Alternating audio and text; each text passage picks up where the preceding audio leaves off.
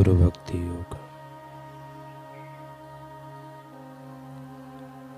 साक्षात प्रेम एवं आनंद स्वरूप अपने गुरु की सेवा करने का सौभाग्य प्राप्त हो जाए तो सेवा में असीम आनंद एवं परम सुख मिलेगा।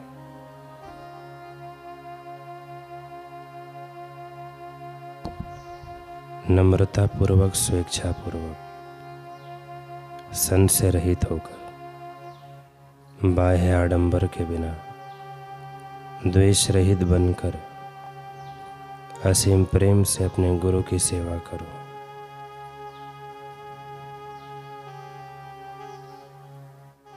गुरु की कृपा अखोट, असीम और अवर्णनीय है। गुरु पर श्रद्धा एक ऐसी चीज है जिसे प्राप्त करने के बाद और कुछ प्राप्त करना शेष नहीं रहता। अतः आलस्य छोड़ो, तर्क को तर्क के जाल से अपने को बचा कर चल पड़ो, मधुर मंजिल मिलेगी।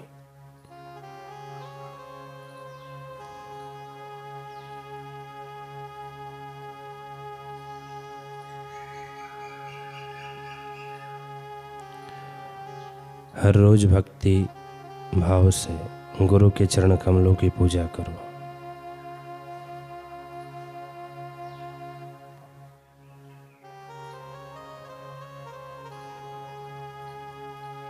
गुरु के आशीर्वाद का खजाना खोलने के लिए गुरु सेवा गुरु चाबी है। जहाँ गुरु है वहाँ ईश्वर है। यह बात सदैव याद रखो। शिष्य को अपने गुरु के कदम कदम का अनुसरण करना चाहिए।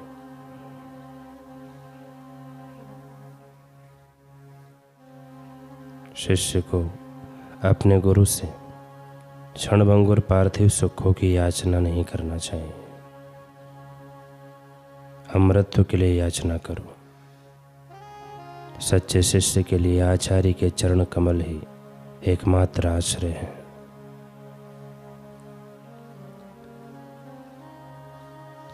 आंधियों के विरुद्ध एक समा जलाई गुरुदेव ने। बदलने को सूरत जहाँ की एक मुहिम चलाई गुरुदेव ने। बिखरी हुई भावनाओं को समेटकर प्रत्येक हृदय को एक किया। ऊंच नीच का भेद मिटाकर हर मानव को नेक किया। एकता और सद्भाव की पवन बहाई गुरुदेव ने। बदलने को सूरत जहाँ की एक मुहिम चलाई गुरुदेव ने।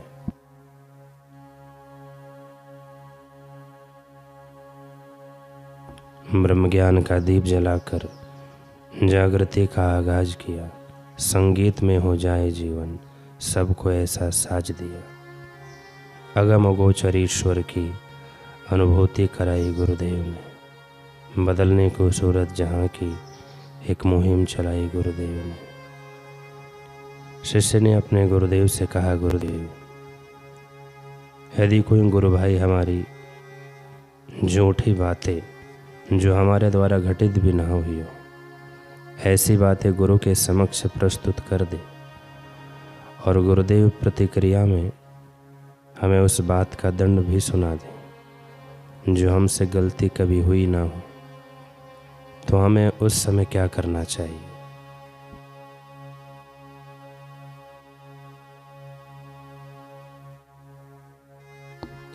गुरुदेव ने कहा, गुरु के आदेशों का पालन करना चाहिए, सहर्ष पालन।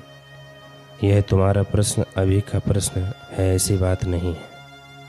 यह तुम्हारा प्रश्न सदियों से चला आ रहा है। ऐसी घटना प्रायः घटा ही करती है। उस समय स्व का खूब सूक्ष्मता से निरीक्षण करें कि हम अभी किस मार्ग पर हैं, हमारी स्थिति क्या है। भक्ति मार्ग में भक्त को स्वामी की हर वस्तु प्रिय ही प्रतीत होती है, फिर वह स्वामी द्वारा दिया गया प्रेम हो या फिर प्रताड़ना। भक्त को स्वामी की कोई भी वस्तु अप्रिय नहीं लगती, कोई चेष्टा अप्रिय नहीं लगती। अभी तो अहोभाव होता है। स्वामी की हर एक लीला में, हर एक चेष्टा में यदि इससे विपरीत विचार वाला है तो वह अभी सच्चा भक्त नहीं है। ज्ञान मार्ग में जिज्ञासु अपने गुरुदेव को गुणातीत, रूपातीत व साक्षात प्रकट ब्रह्म मानता है। ब्रह्म सत्य स्वरूप होता है, उस ब्रह्म का सहज व्यवहार होता है, मन और इंद्रियों से परे है। इसलिए जिज्ञासु की दृष्टि ज्ञान पर होती है, गुरु के स्वरूप पर होती है। यदि इससे विपरीत विचार वाला है तो वह अभी जिज्ञासु नहीं है। कर्म मार्ग के सेवक का पूर्ण समर्पण होता है। वह स्वयं को दास मानते हुए अपने स्वामी के प्रति पूर्णतः समर्पित होता है। फिर स्वामी उसे जैसे चाहे वैसे चला ले, उसे भी कोई मलाल नहीं होता। यदि इससे विपरीत विचार वाला है तो वह अभी सच्चा सेवक नहीं। गुरु की सहज चेष्टा होती है। वह हमारे भांति शरीर में स्थित होकर व्यवहार नहीं करते। यदि गुरु की आज्ञा में तुम्हें शंका उत्पन्न हुई तो समझो तुमने उनको एक व्यक्ति से बढ़कर और कुछ माना ही नहीं।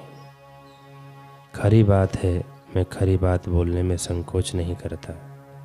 झूठी बातों पर यदि गुरु तुम्हें दंडित भी करे तो भी उसे गुरु का प्रसाद समझकर ग्रहण करो, परंतु वहीं उनसे अपनी सफाई देने का प्रयत्न ना करो। सफाई देने का मन में विचार भी आने से यही प्रदर्शित होता है कि तुमने अपने गुरु को कभी जाना ही नहीं या उन्हें साधारण आम व्यक्ति ही मानते हो।